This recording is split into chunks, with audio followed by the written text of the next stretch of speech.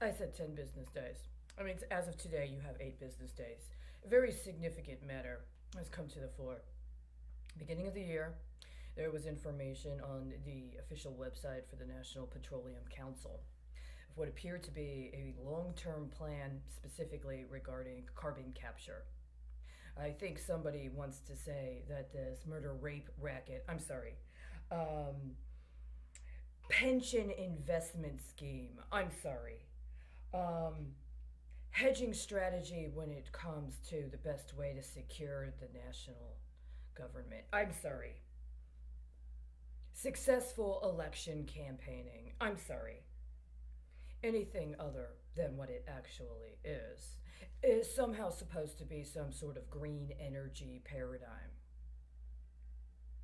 I've already reported publicly before this information came to my attention. There was pending a bill in Congress. It created a sort of shadow electric, or rather energy paradigm, mentioning exceptions for military vehicles, concepts of taxation on cross border trade involving what I also understood to be vehicles. And without anybody taking into account the fact that Texas simultaneously, in the last 4 years at least, has had anywhere from 5 to 6 separate and distinct, shall we say, potential rationales when it comes to cross border transportation, depending upon the method, all of which are coded to the same legal code. And we have this sort of competitive racketeering that somebody wants to masquerade as being a legitimate paradigm, and the rest of us are supposed to compete for our market share.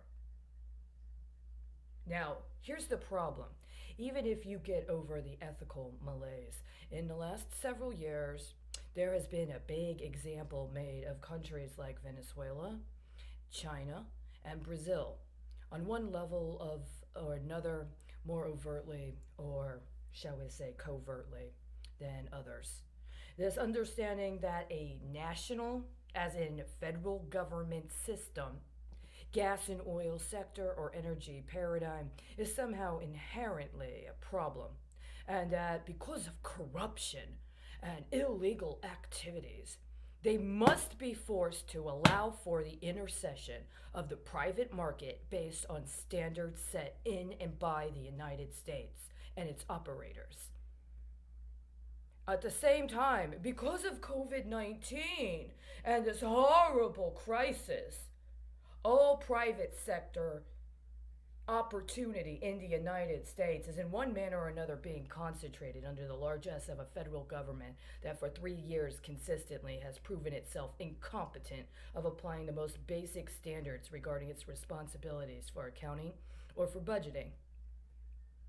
Meanwhile, there was recently, just within the last 72 hours, an announcement that somehow a private contractor is in the development for aspects of this carbon capture economy.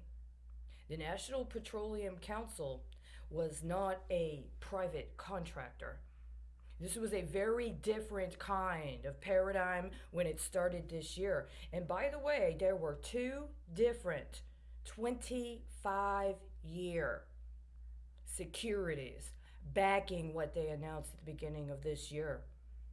In the name of the council, which had a very specific relationship with energy policy with the federal government, which also meant that its intercession through or engagement with other federal agencies when it came to energy policy was not in the hands of some guy who happened to curry favor with the politician of the moment and got a contract after the evidence was erased or disappeared.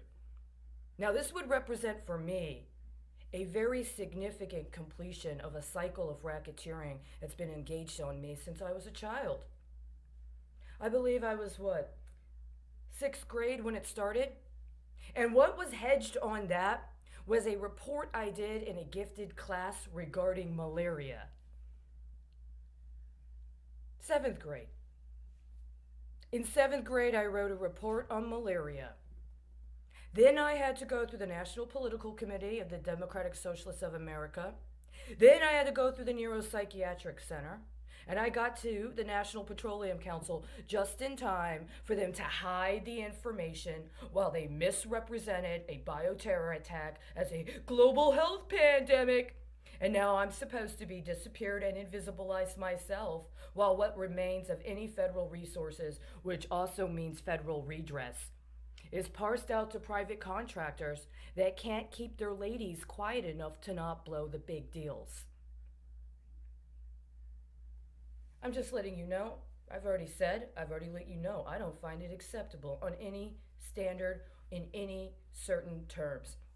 If somebody had actually been competent in a position of leadership, we would have already had a lot of garbage taken care of in Texas, and they wouldn't have been allowed to get their 144 flipped on children going back to school.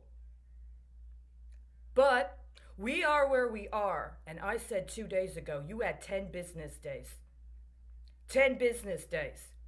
I'm cutting you off before that Merck deadline, is what I'm saying. You understand? If you thought you'd sit on it long enough to get your kickback from the drug dealers, I'm letting you know. Unfortunately, there are other forces at work here. It's 1:21 p.m. on September 5th, 2020.